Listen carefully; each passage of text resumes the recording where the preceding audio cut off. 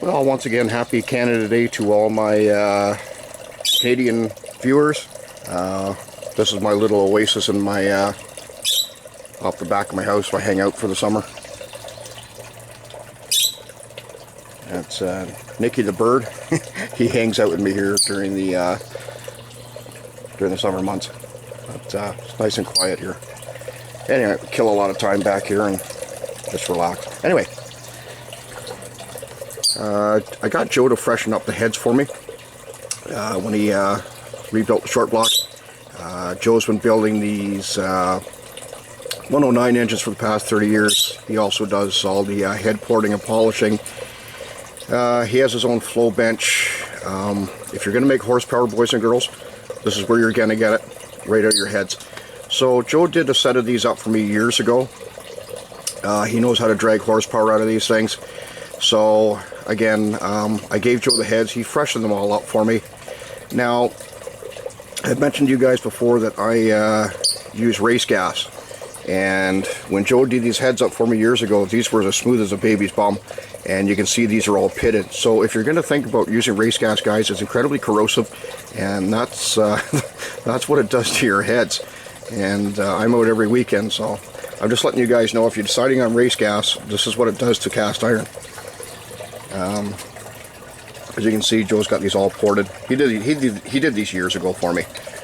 It was time to get them freshened up, so he said bring them down. He'd freshen them all up, and he did. He took them all apart, made sure everything was up to snuff. Anything that needed fixing up, he did.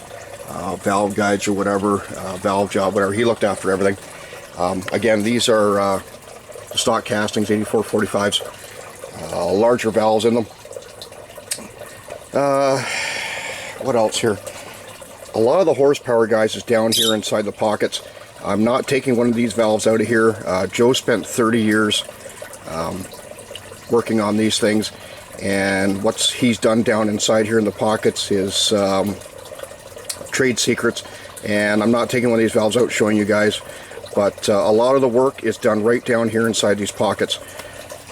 Another thing, I run a 212 flat tappet cam from Comp Cams, and I lucked out and I ran across one of the locals who had stored away a set of NOS GM hydraulic lifters, which I used.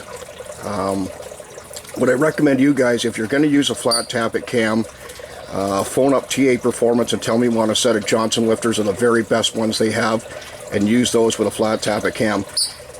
The other thing I would recommend doing is don't even bother with a flat tappet cam. Phone up Mike and Marianne at Full Throttle. It'll cost you about double, but they have a complete set with, that's what I call plug and play.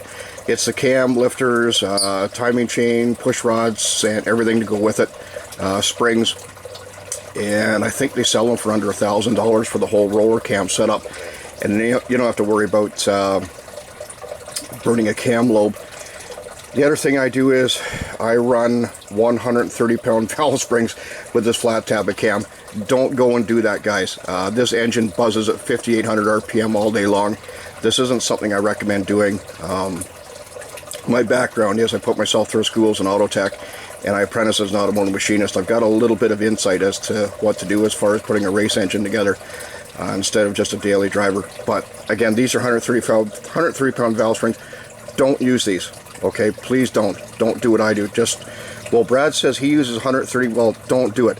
What I recommend doing is this: fold up Kerbins, and they have replacement valve springs.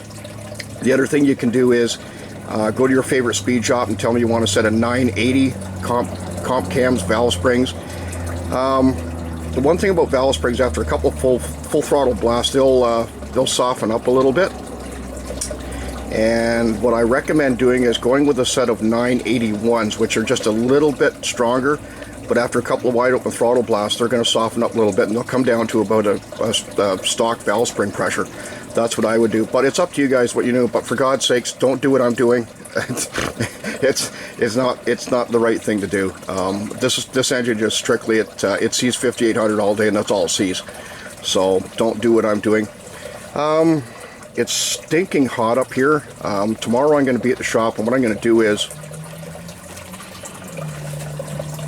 I'm going to shoot a video on prepping the heads and prepping the block and for getting it to put it together. And what I'll do is I'll shoot that video tomorrow, and I'll have that video for you guys tomorrow night. I got a bunch of parts and stuff I got to clean up at the shop. We're supposed to cool out here on Tuesday, so I'll start assembling the motor on Tuesday, and I'll have videos every day for you guys for about the next week or so. Weather permitting, if it doesn't get too hot again, I'm hoping to have the engine long block completely built, ready to drop in by Sunday, this coming Sunday, 1 week from today. So anyway, guys, that's about it for today.